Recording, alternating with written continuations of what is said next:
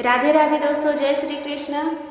Ruby लोकगीत में आप लोग का बहुत बहुत स्वागत है दोस्तों। तो चलिए, मैं एक बहुत ही प्यारा सा मजाकिया गीत गाने जा रही हूँ। तो लाचारी गीत है, आप लोग ध्यान से सुनिए और बताइए कि आप लोग को ये गाना कैसा लगा। नैहर के चतुर सयानी अकिल ससुरे में भुलानी। नैहर के चतुर सयानी अकिल ससुरे में भुलानी। अकिल ससुरे में भुलानी। अकिल ससुर में भुलानी।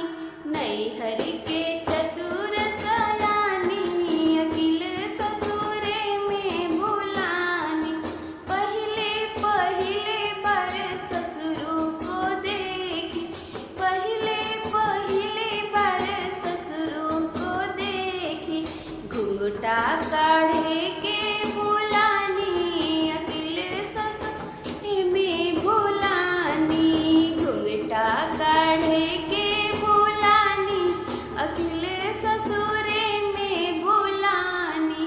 नैहर के चतुर सयानी अकिल ससुरे में भुलानी। नैहर के चतुर सयानी अकिल ससुरे में भुलानी। पहले पहले जब जेठ जी को देखूं।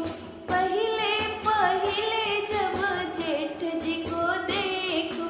रहिया बरावे ना जानी। अकिल ससुरे में भुलानी।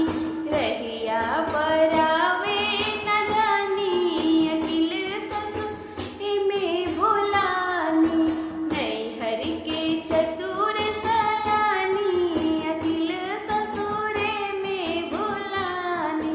नैहर के चतुर सयानी अकिल ससुरे में भुलानी।